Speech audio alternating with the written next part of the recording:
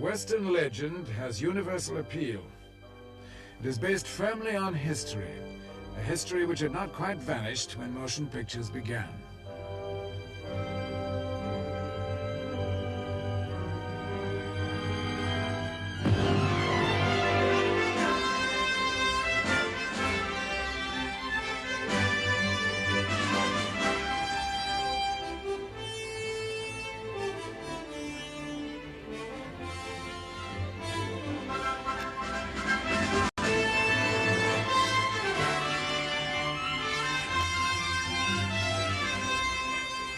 Tumbleweeds, 1925.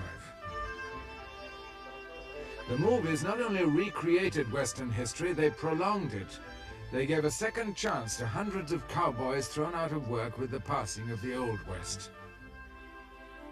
The first of the cowboys that came down there to ride as the posses and the extras were all practical cowboys from Montana, Wyoming, Texas, Arizona. They'd come there from all over the West. They were really tough cowboys.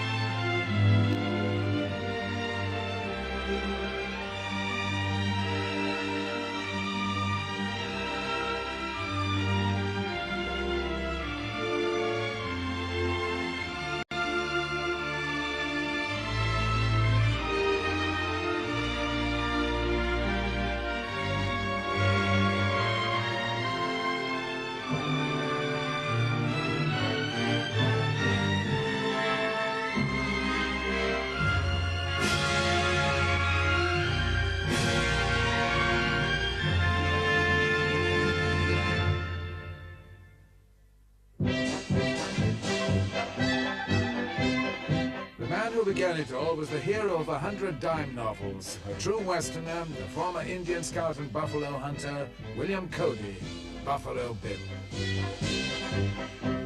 Cody took the history of the West and turned it into a circus. His Wild West was colorful entertainment. With the help of real Indians and real cowboys, he spread the legend across the world. The film industry could do little to compete. They were established in the East.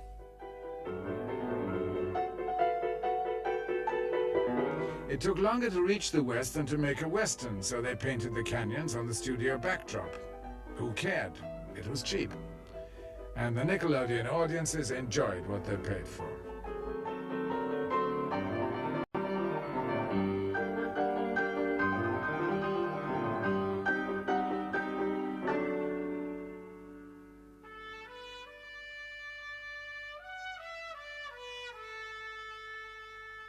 The industry's migration west, when it happened, was enormously important. The landscape enhanced the Wild West drama and brought the movies a new audience.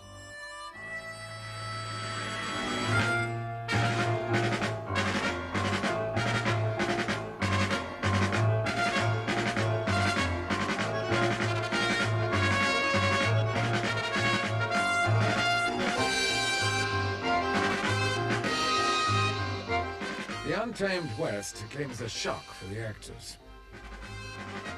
The leading lady, brought out by D.W. Griffith, was Blanche Sweet. Working in desert land is a very disagreeable and dirty business. Hot and perspiring, your makeup was running and trying to keep looking good. And they'd come back at the end of the day, oh so hot, and oh so dirty, and oh so thirsty. We were almost as thirsty as the people who were dying of thirst and crossing the desert.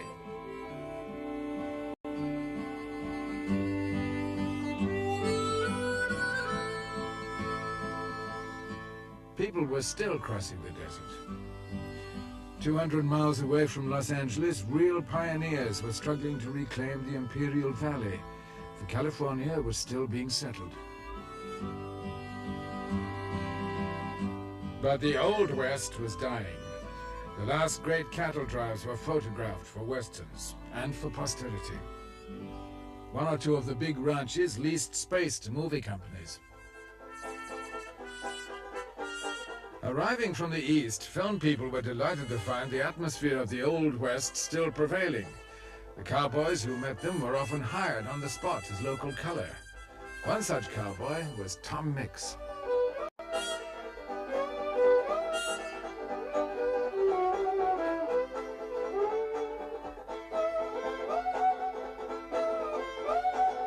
Tom Mix was picked up casually to handle the cattle. He wasn't interested in that job, which he did every day, but he was keen to act. He not only acted, he became a cowboy director, churning out a series of unpretentious westerns, the cowboy equivalent of home movies. His films, full of stunts and humor, were the favorite westerns of his fellow cowboys.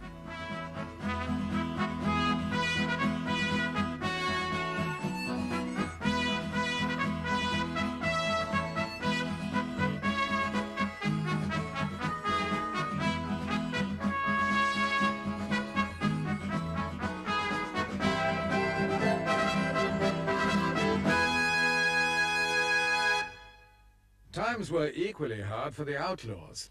Al Jennings of Oklahoma relived his own exploits on film. His films had a moral.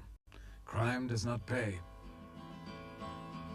In his first feature of 1918, Jennings reconstructed a daring Texas bank raid.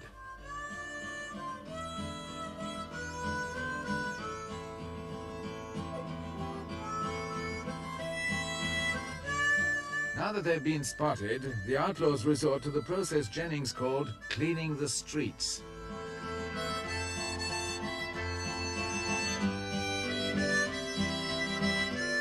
Jennings had so little money for his pictures that instead of constructing sets, he had to shoot in real western towns.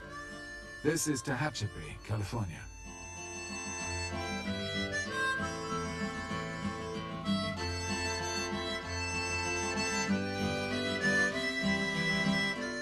Jennings showed a West the movies usually avoided, sordid and unglamorous, with families living in sod huts dug out of the soil.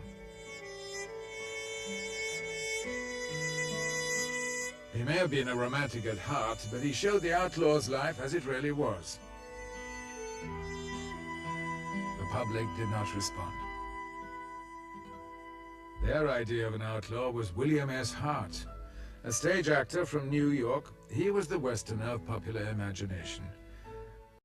As early as 1916, he had established the kind of behavior we still expect from the Western hero.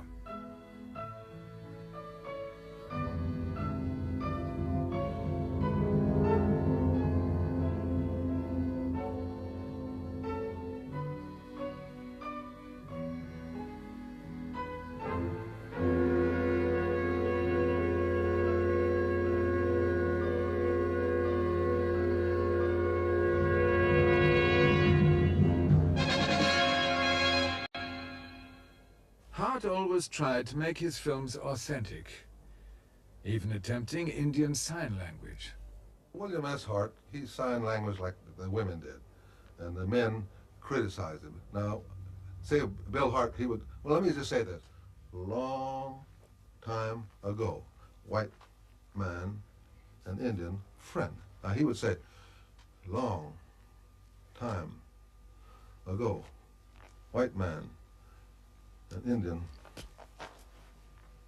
friend. Just keep swaying, you know? And they confuse you. It's confusing. And when he say question means yes and no. Your heart says yeah, your heart says no. He wouldn't do that. He'd say, question. Hart personified one of the legends of the West, good struggling against evil.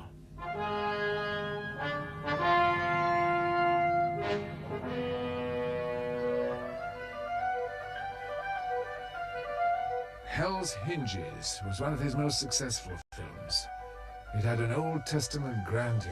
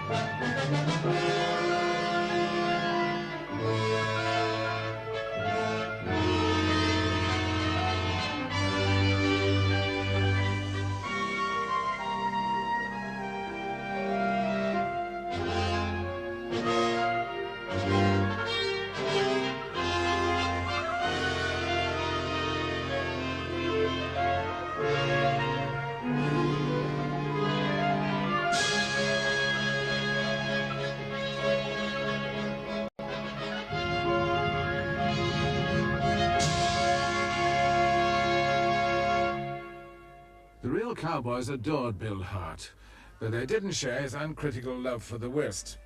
Conditions were harsh, unemployment was rife. More and more of them came to Hollywood. My background as a cowboy was, I was born in Idaho, Nez Perce Reservation. Later on moved into Salmon River Country, and my folks had a stock ranch in Salmon River Country. And I worked on the ranch until I was 19. And I left there and came to California. Some cowboys went into pictures straight from the Los Angeles stockyards. $5 a day was hard to resist when life on the range offered that much a week. With so many cowboys in pictures, the atmosphere on location was not too different from life on the range. Big shots lived at the hotel, and the cowboys, they had a barracks, was a big basement, you know, and they put about 20 bunks in there. But we had a table, we could play poker and cards, and the only difference was that you didn't have the old smell of the sweaty blankets and the sweaty saddles in a regular ranch bunkhouse that you'd have, and sometimes you wouldn't have as many flies around as you would have on the regular bunkhouse. The West was really the West. I remember when I was working with Tom Mix, and we went to Prescott, Arizona, which was the capital, I think, then. The hotel had a balcony, I guess, you know, all the stores did, that came out over the sidewalk. You've seen them in the movies. And my mother and I were standing out there when two cowboys drove up and paced off, and one shot the other one, and then he got on his horse and rode away, and everybody ran out. Well, today it would be just like a movie, and I guess then it was just like a movie. I don't know what the outcome was, but he evidently had what's known as a grudge. The cowboys brought their frontier ways with them to Hollywood. There were probably more shootings among those cowboys down in Gower Gulch in Hollywood than there ever was in Dodge City. But those fellas were, I knew fellas down there that had been run out of Wyoming, got out of there on stolen horses, one jump ahead of a sheriff. Hollywood quickly filled up with unemployed cowboys. The most determined hovered at a spot they called the Waterhole. When I was in pictures, a waterhole was at Hollywood and Cahuenga Boulevard. When the cowboys wasn't working, they'd all congregate there so that in case something came up and some of the studios emergency needed some cowboys, they'd know where to come and pick them out. You know, they could pick them right there and get them. Otherwise, they wouldn't know where to find them. There were rivalries, lost tempers, barroom brawls. One such brawler was Yakima Jim. Yak, I can remember, he was very belligerent. And in the bar, he'd come over, and he's a big, strong fellow. And he'd throw a hook around somebody's neck and say another word to me and I'll crack your neck. He was always about that, always belligerent. Well, down in Hollywood, he came down to Hollywood, and my double was a fellow called Tom Bay. And Tom had killed a man over in Oklahoma before he'd ever come to Hollywood. So in an argument with Jim this particular day, up in a room, 3 or 4 of them were there together, and they were all drinking. And Yakima Jim just whipped out a switchblade, and he said, "I'll just cut your belly open." Well, he said it to the wrong man. And Tom Bay just reached in the waistband of his breeches here and pulled out a 6-shooter and killed him. And that was the end of Yakima Jim. Another notorious fighter was Art Acord, world champion rodeo rider. One of the most colorful and unpredictable of all the cowboy stars.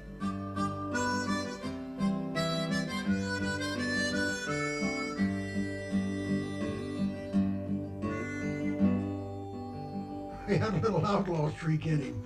He'd get a couple of drinks, and if there was no one that he didn't know or a stranger that he could pick a fight with, he'd pick his best friend and challenge him for a fight. And he was just a fellow that you couldn't depend on, but a guy that you couldn't help but like. In fact, I had 3 fights with him one afternoon, and the next morning when I woke up, I was pretty well.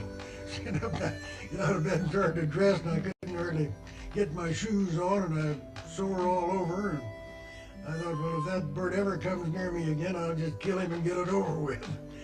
So my phone rang, and Acord, he said, "Have you got anything to drink over there yet?" And I said, "Art, I have, but not for you. Don't come near me. I've had all, and he said, well, I'll be over pretty quick. I said, you do it, I'll whip you right in the hall at the door. I was living in an apartment at the time. And he said, okay. Sure enough, he knocked on the door. When I opened the door, one eye was swelled shut. He was really beat up. And he said, Jack, what did you hit me with? So I kind of felt sorry for him. So we had a drink and sit down. 15 minutes, good friends again. Oh, he'd fight anybody, anytime for fun, money, or old clothes, you know.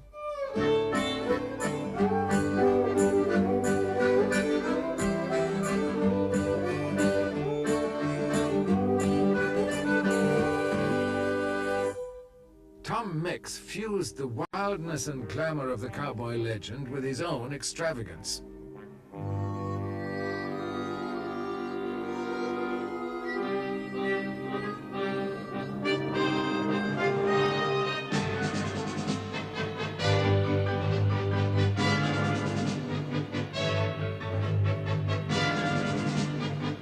A born athlete, he staged his fights with a realism which went far beyond the demands of the camera, as stuntman Harvey Parry learned to his cost. So now he runs down the stairs and I meet him coming up the stairs. And he's supposed to kick at me and then take a punch at me. Well, he kicked me with those high-heeled boots on in the chest, and I went back down on the floor and I got up and he hit me. He always wore gloves, if you remember, white gloves. But under those gloves, when he did a fight, he had tape. He wanted to be tough. So he hit me, and I went on my behind again. And he said, I'm sorry, it slipped. And we did it again, and he did the same thing. But I got up, and I hit him and knocked him down. And I said, sorry, Tom, it slipped. But we got along very fine after that. Tom was a very flamboyant sort of a character. Now, at the Vernon Bar, where they had all the fights in the old days, the longest bar in the world was down there. It was about 1.5 blocks long. And 3 or 4 times before he became famous as Tom Mix, Tom would take his horse down there and burst through the doors, duck his head, come through with a white hat on, shoot his guns off and says, Tom Mix, boys, the drinks are on me.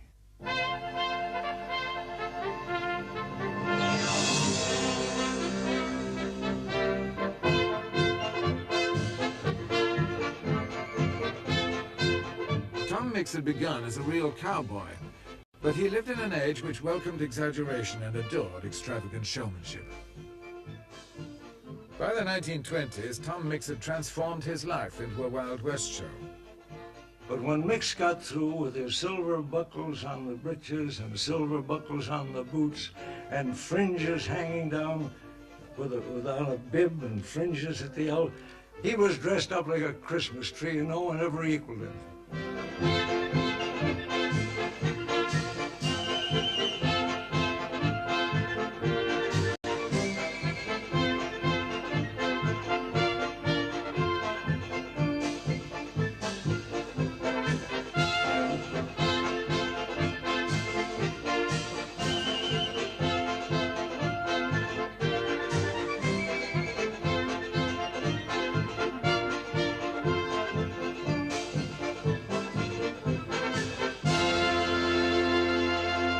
Terrific liar, but not in a menacing way. It's always in the way of entertainment.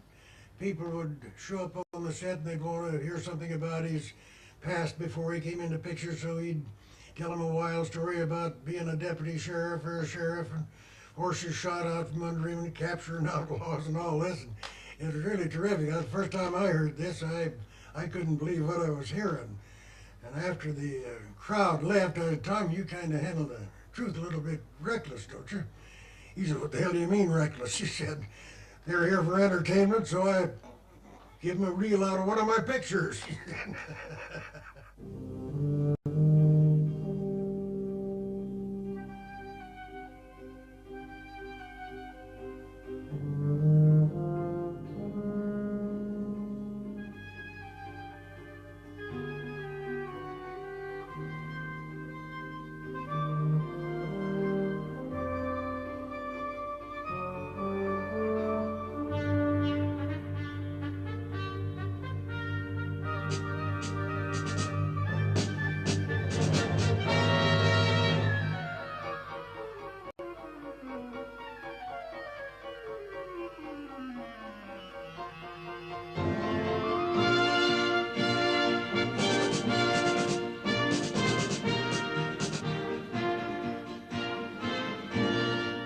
Tom Mix inspired legions of movie cowboys who followed him.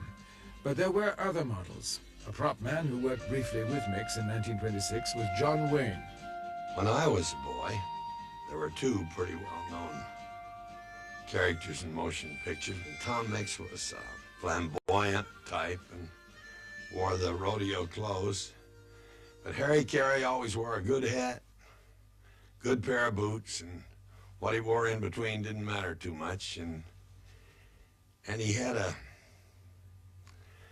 a style of acting that has now become the way of acting in our business. Like William S. Hart, Carey was one of the few cowboy actors without experience of the range. You see, he was not a typical cowboy in any sense of the word. He was a romantically, he was in love with the West. Absolutely in love with the West and with the pioneer spirit. That's why we had the ranch and the whole business. He just loved being a cowboy. And he was a New York guy. Oh, we're terribly Western. Oh, brother, were we Western. Carey helped a young assistant named John Ford become a director. Ford was another Easterner who loved the West. Together they made a series of romantic but accurate westerns. We all moved out to Newhall, you know, and lived in a little 3-room house. And we slept out in the alfalfa patch in bedrolls. Harry was a great collector of dogs. If he saw a dog running along the road that didn't have a home, he'd put it in the car and take it with him, take it home.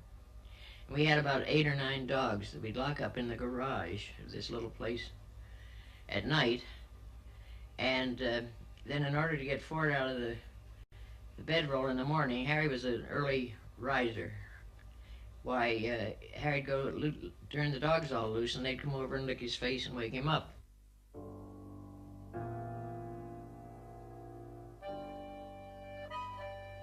Carey starred in Ford's Straight Shooting. It had the kind of encounter that would soon feature in so many westerns.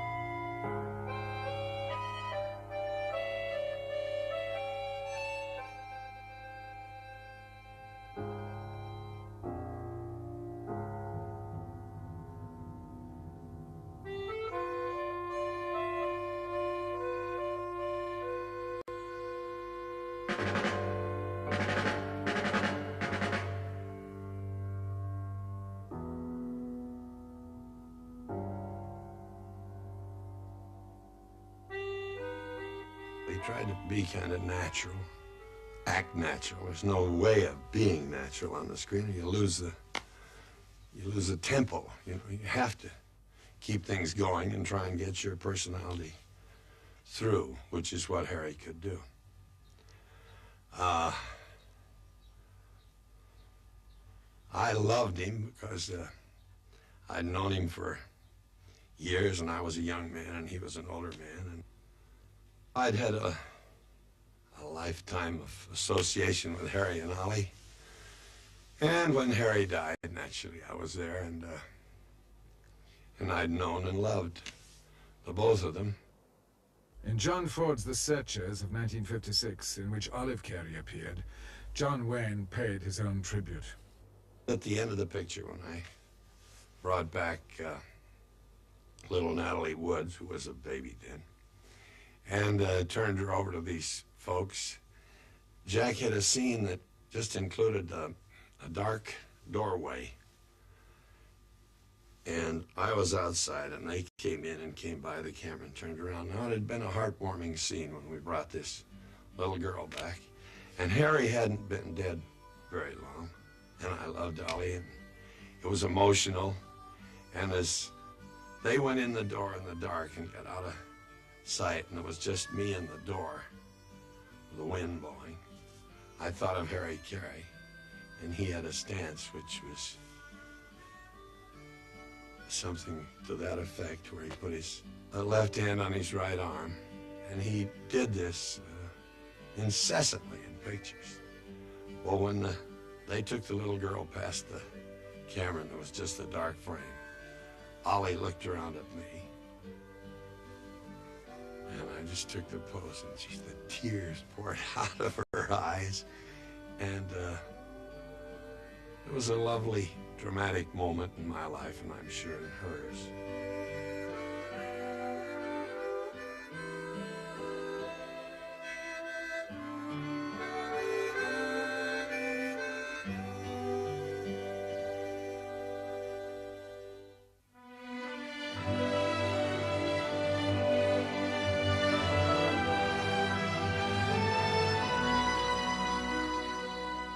The Covered Wagon of 1923 was an event which transformed the Western. Romantic in its story, authentic in its portrayal of the events of 1848, the subject was very close to its producer, Jesse Lasky. Well, he wanted to make the Covered Wagon because he recalled the stories of his grandfather, who had arrived in California in 1848. And he had always dreamed as a child of these ancestral exploits of crossing with the long trains of wagons, dragging themselves across the vast spaces of the West. And he saw this as the opportunity to lift the Western, which had always been a rather low-budget kind of potboiler film, into an epic.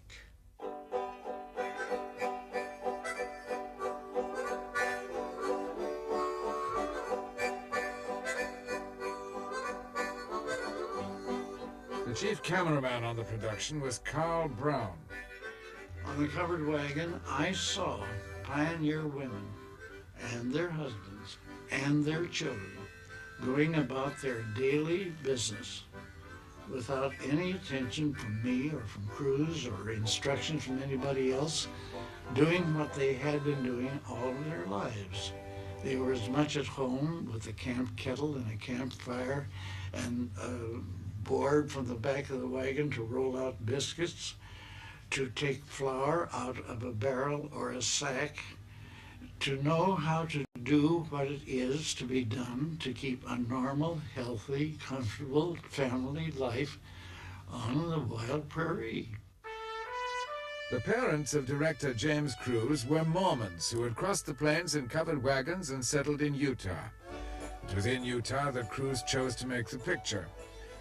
As a boy, he used to watch the covered wagons moving past the family ranch.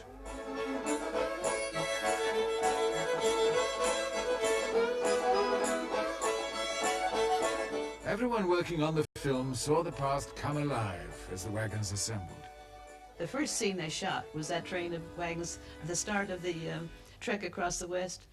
And something happened to me. I said, I'm so glad I'm in this picture. This is going to be a great picture. There was something so real about it.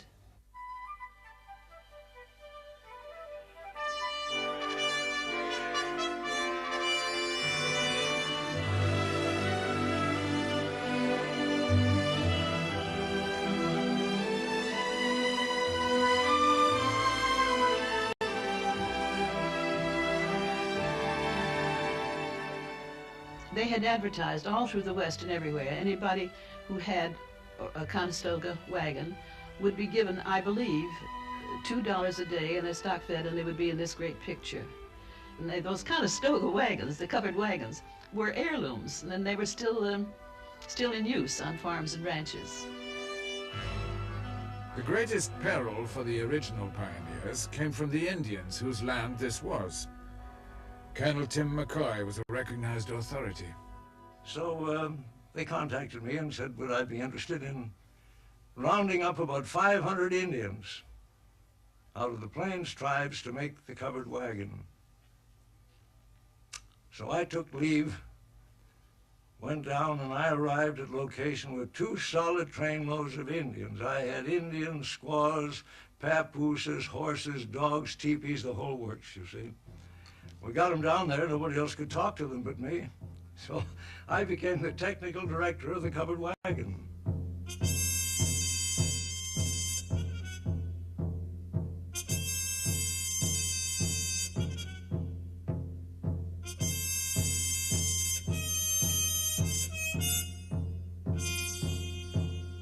He was the one that brought them down from there with their own equipment. We watched them the first day or two put up, and the squaws did most of the work, putting up their tepees, and they lived in their own atmosphere. And he told them the story each day in sign language, and you never had to retake an Indian shot. It was perfect from the first take. They lived that story. They relived it.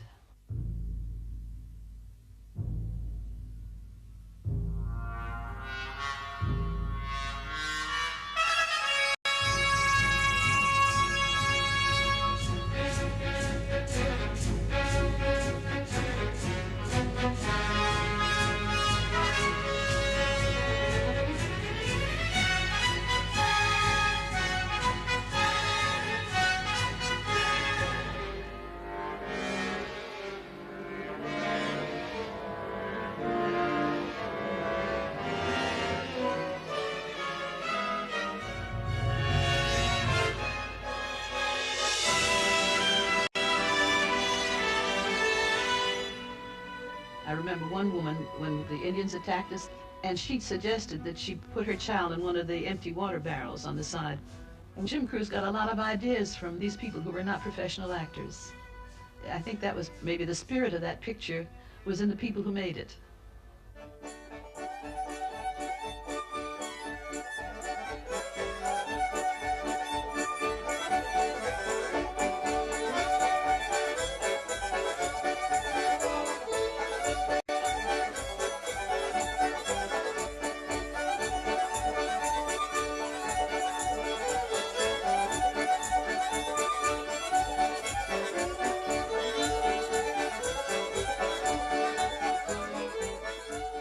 The sheer logistics of the production caused delay after delay.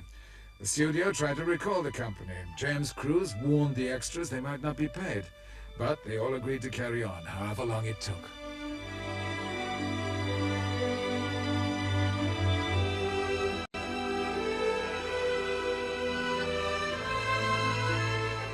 The picture was running way over budget. We ran into bad weather. It snowed when we didn't want snow. So we shot along through the snow, and they turned out to be the best scenes in the picture, naturally. You know, it always happens that way. The crossing of the River Platte was the biggest challenge, as it had been for the pioneers. The first attempt, dragging the wagons across on cables, was a total failure. Terribly sad day. They made a mistake in putting chains on the tongue of the wagon so that they would really get across, and the first two horses drowned. I couldn't work that day. I went back to my tent, and Jim said, well, we'll dismiss and we'll just do some other scenes. The only thing to do was to go back reluctantly to what had worked so well for the pioneers. We caulked the wagons, we fixed the barrels on the side so they would serve as buoyancy. We hitched up the oxen, we put them in proper position, and we suggested to them, politely but firmly, by means of pistol shots and cracking whips, that it might be a very good idea to go over that way.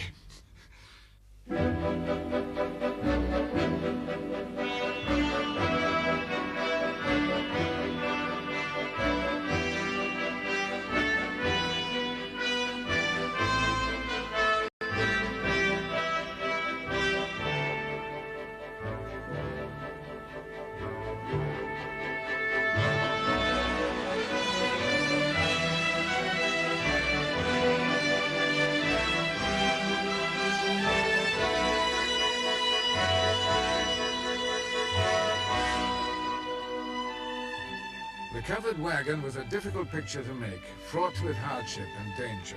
It was the first of its kind. Since 1923, hundreds of westerns have dealt with the same theme.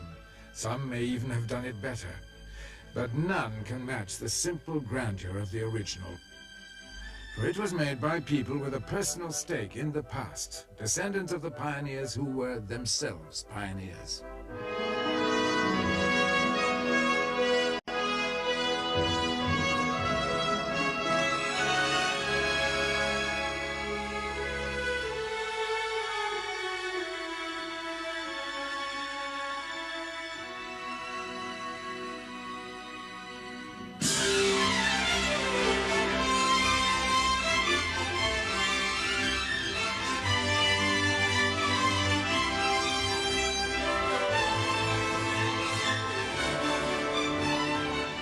The success of the covered wagon inspired an era of Western epics. Director John Ford was profoundly influenced by the covered wagon.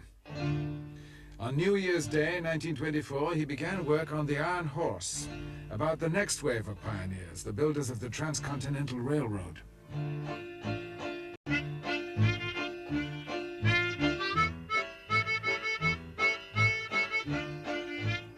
Ford was fascinated with the West and its history. He recreated it with careful accuracy. He enjoyed the rugged conditions, but for the extras, sent out from Hollywood with no idea of their fate, it was a different matter.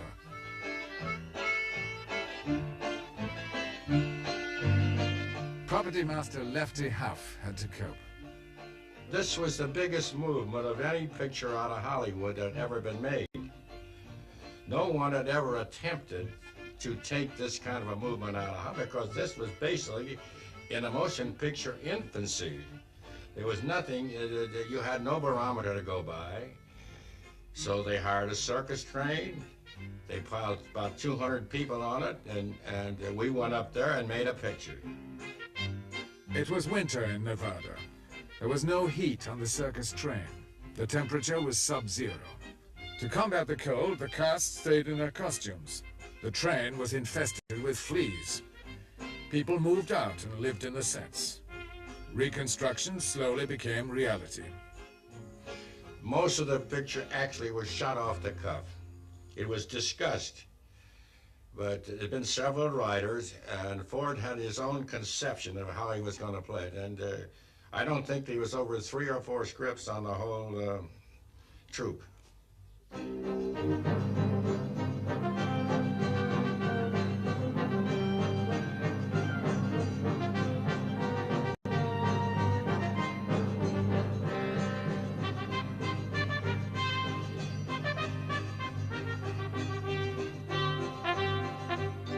We had Chinese there that had been working for the railroad for 50 years, and they were wonderful.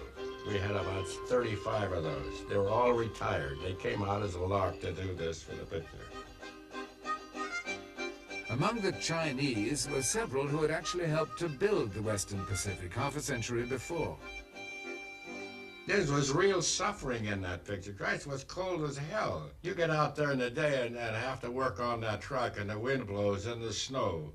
And the Indians have to go around with no clothes on. It's a murder. Jesus, it's terrible. Women take an awful beating, the moving the town. The railroad advanced. The railhead towns were torn down to be rebuilt further along the track.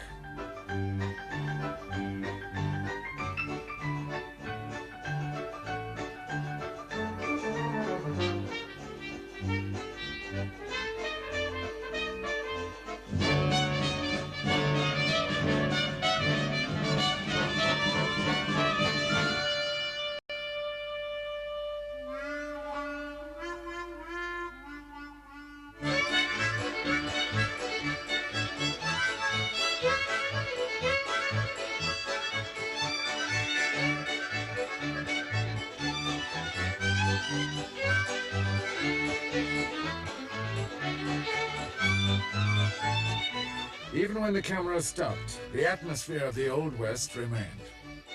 There was one bootlegger that was up there. He sold the worst whiskey of anybody in the world. I want to tell you, brother, it must have been 200 proof, because you're ready to crawl, and believe me, we needed it. Now, the circus tent, when we put the circus tent up, we had so many fights in there, we had to take the ketchup bottles off the table. So you can figure it out for yourself how rough it was.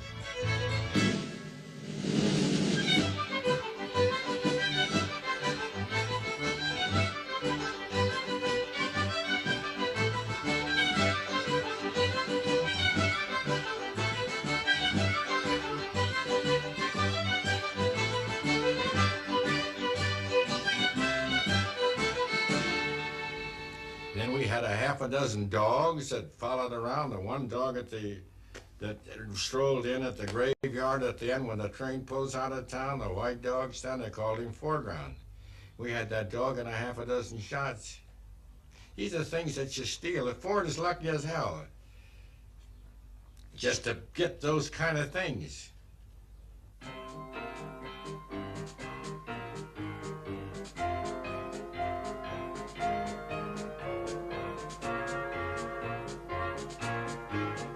In 1869, the bloodshed and hardship were vindicated. A steel highway linked the East Coast to the West. John Ford brought it to life with the fidelity of a newsreel. His reconstruction was, for him, the next best thing to being there.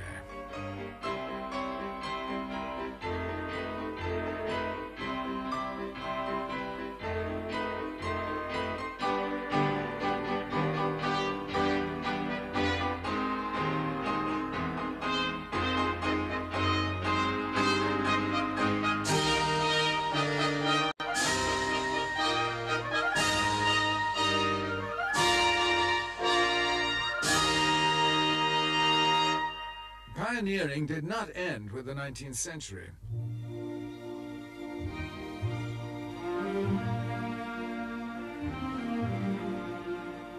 Settlers were still moving west at the same time as the Hollywood pioneers.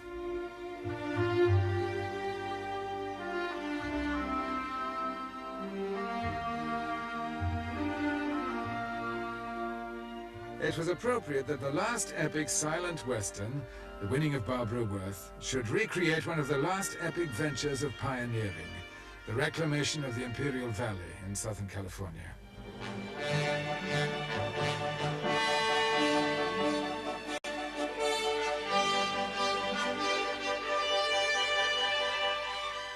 The nearest place that I could find that would resemble what we were going to do was up to the Black Rock Desert, up in between Nevada and Idaho and Oregon. And there, I'm not so sure, but what in making the picture, that the actors and all of us making the picture went through probably more hardships than the people did in settling the Imperial Valley. I mean, around noon, they would have these little baby tornadoes.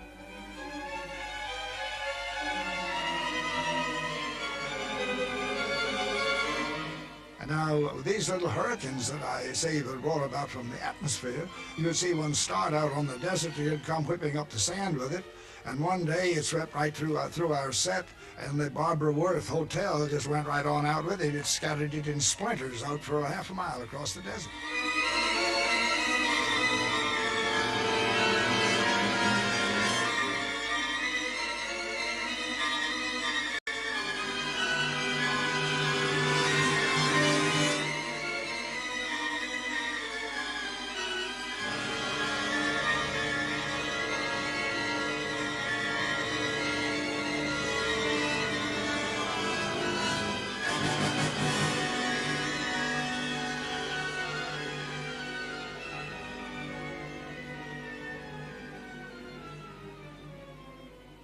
We had every rancher, every cowboy, every real man with horses and all. We hired them with the horse and their saddle, and they came in from all the little town of Gerlach, another little town of Sulphur, another Winnemucca, all the way around. Now, we kept those people there.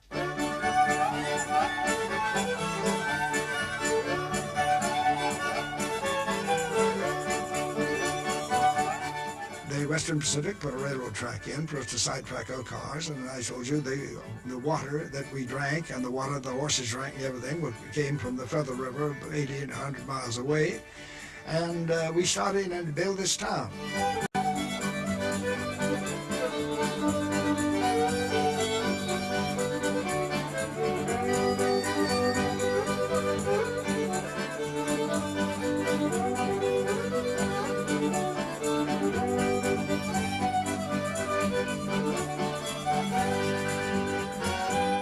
Many people think that locations are not too important. To me, I think they're just as important as the costumes, the casting. It's part of the casting, part of the costume, part of the production.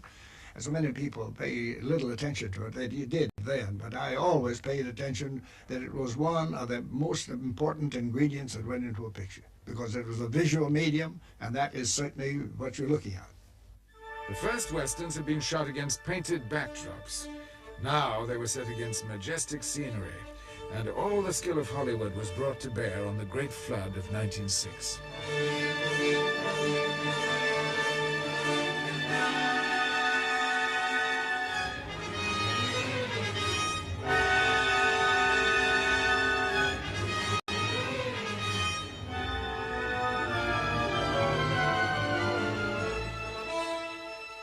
When the Colorado River overflowed its banks, the dams could not hold back the floodwater. The resulting catastrophe wiped out settlements across the desert and created a lake called the Salton Sea.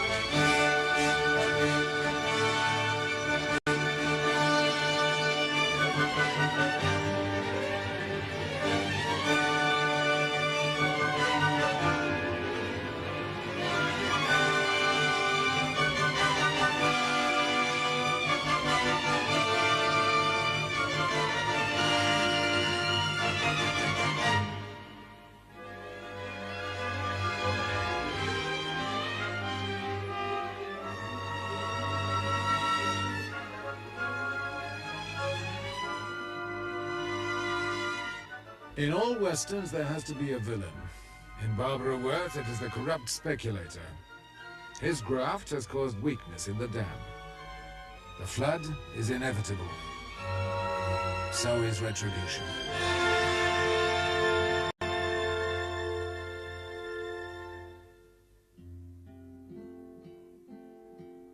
Talkies ended the careers of most of the real cowboys. Outdoor pictures were dropped for a time from studio schedules. As the Old West faded into history, so did the men who remembered it.